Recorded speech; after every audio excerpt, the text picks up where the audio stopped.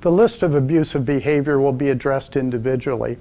The first one is always. The reason this is listed as abusive is because if a person says something is always this or that, they are thinking as a perfectionist. Only little kids think this way. It is not appropriate to sit and have an argument with a child. If a person is acting and thinking shame-based and child-based and using the word always, one should stop the conversation, confront that, and let him or her know in the best possible way without putting them down that it's not possible for a person to always do anything. And the thinking should be reconsidered. Unless the other person can see that, there's no point in continuing the conversation because it's already spiraling down. It is not going to get better unless the abusive person retreats from this position, essentially seeing reality or adult behavior. The next boundary foul is the word never. It's an impossibility to never treat a person well or to never pick up around the house. The third abusive rule is saying you. Starting out with a statement with you is already a blaming statement. If people are trying to resolve a disagreement or a conflict, what they want to do is treat each person with respect. A conflict does not have to be a fight. The principal should look for a solution and not care about who wins. If that is happening, there's no reason to blame. People have to realize that there are different points of view, that most things are about perception, and that reality is a very hard thing for all people to agree on. It is important to use I statements, as in how I feel or how I think, because that's going to be more accurate than you did this. If a person says you, the other party will go on the defensive immediately and stop listening. If the person says I, the other person will have a better tendency to learn and listen. The next abusive technique is a yelling voice. The reason that this is so abusive is that energy can be abusive or healthy. Energy emits several feet outside of the body. Imagine walking into a room where two people are fighting, or there are two people who are attracted to each other. The energy can be felt all the way across the room. If a person is yelling, they're essentially verbally abusing somebody else. It's an attack. Calling names is another form of abuse. It's not an appropriate communication technique. What is not aimed towards constructively fixing an issue will not resolve anything.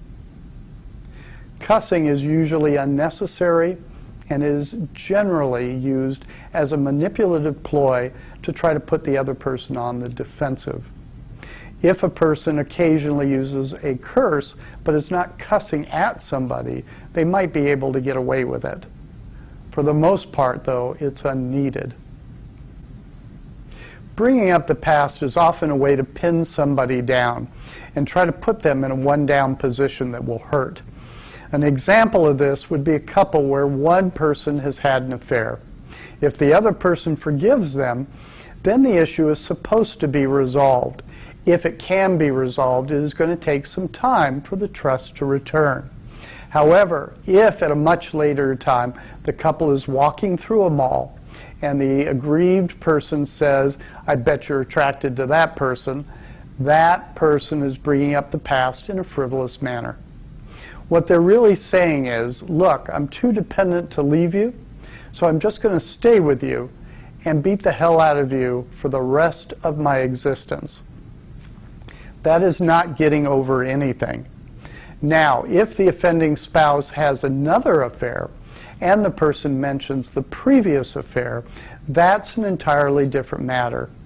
It is appropriate to bring up previous issues if it relates to a present one.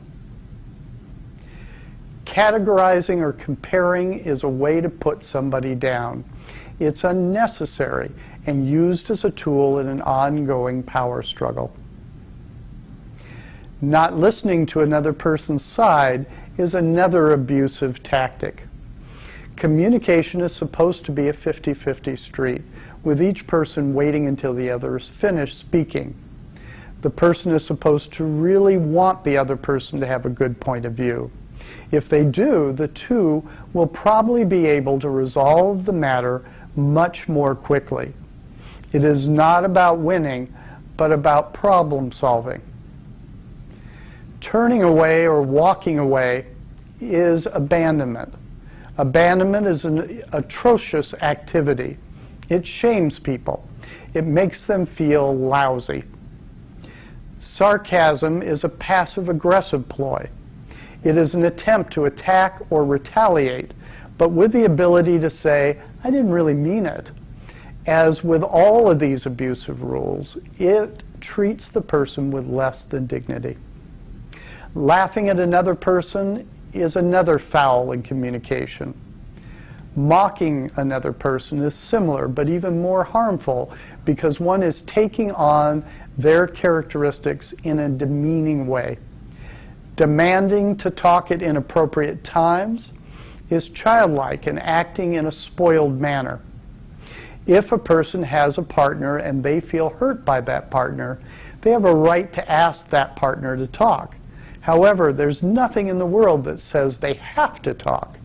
They should certainly try to, but there are times when it's appropriate and times when it is not. For example, people call others at work because they have a feeling they want taken care of immediately, even though the time is inappropriate. What they are looking for is unconditional love from a parent, and that is something that no one has a right to give or to ask for if they're an adult. 15 is passive-manipulative behavior. There are a host of passive-aggressive techniques. Some of them are pouting, slamming doors, whining, making faces, and the all-popular silent treatment. All of these behavior types are passive and childlike. Talking over the last part of the person's sentence goes against the timing of a discussion. It becomes something other than a 50-50 conversation. Hitting or throwing things are examples of physical abuse. Using weak points are attempts to win or put someone down. If the desire is to use the weak point to hurt them, then it's abusive.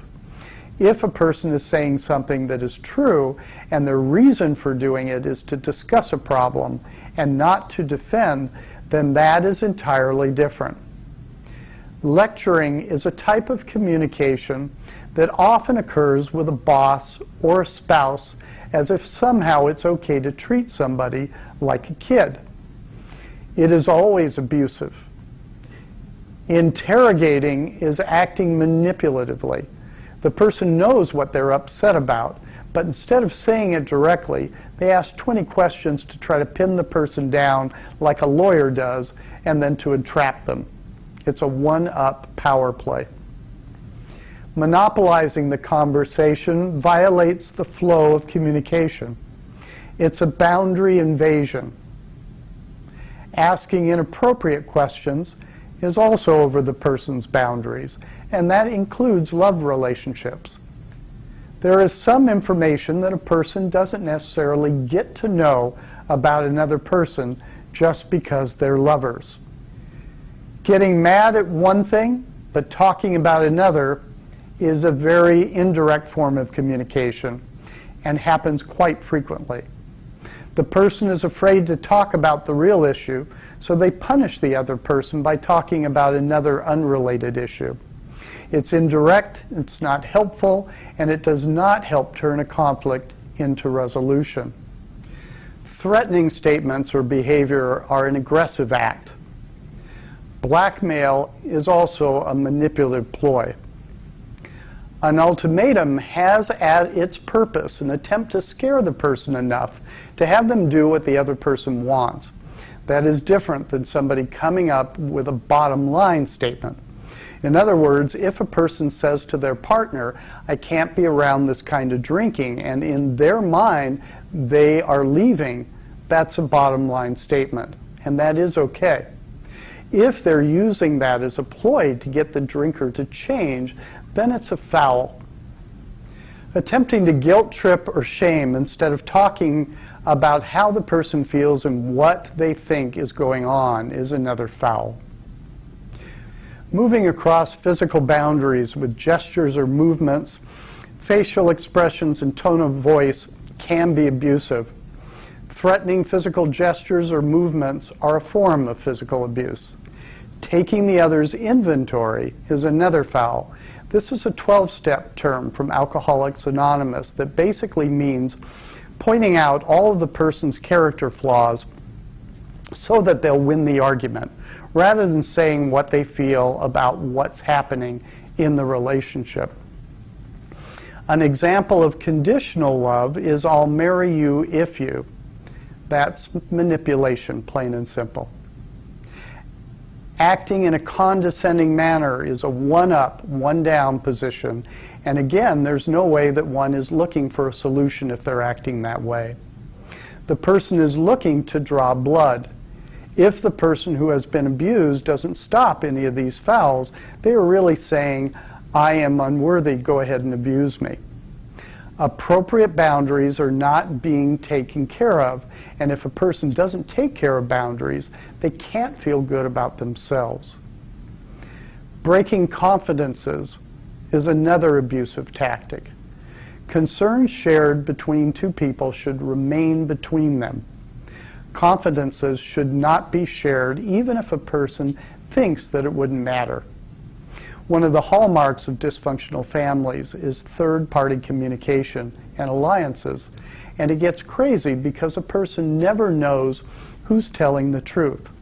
It's all about intensity rather than intimacy. It's a lot easier just to keep conversations one-on-one. Third-party communication is a foul. It should be avoided like the plague. Lying is certainly unfair. Breaking promises repeatedly impedes good communication.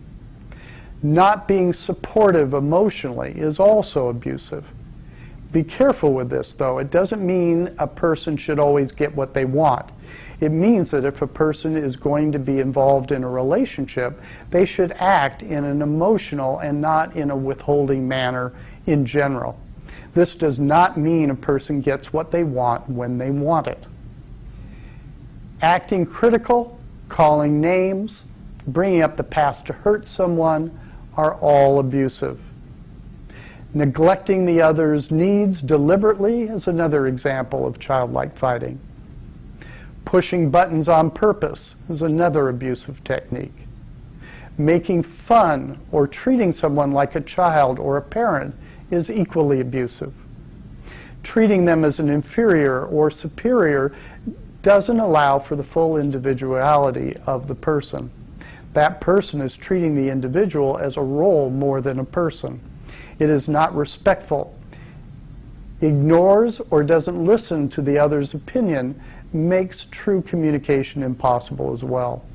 That doesn't mean they have to agree with each other, but they should be able to listen to each other's opinions and take them seriously.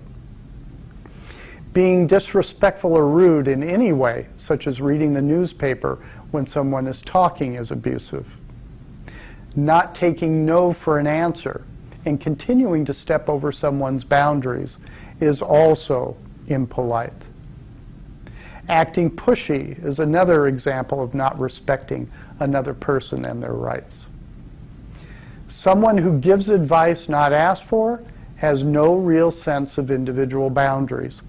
It's a very codependent thing to do, and a presumptuous one. Why should a person tell another what they should do? Why should they think that they know better? My guess is if a person needs help, they'll ask for it. They don't need prompting.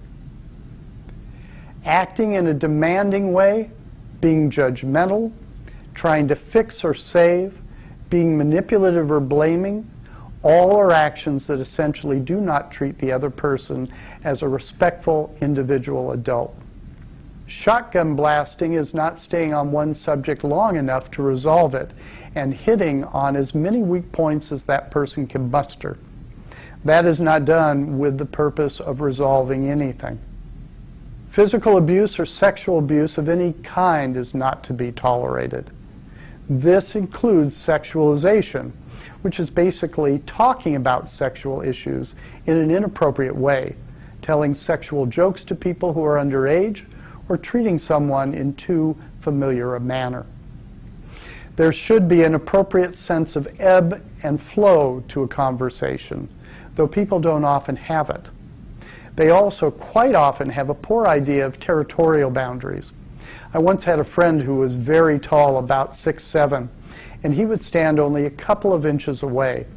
At the time, I didn't want to hurt his feelings, which was a very codependent way of thinking, so I'd back up. And he would follow because his sense of physical space was only an inch away, and that's what he felt was appropriate.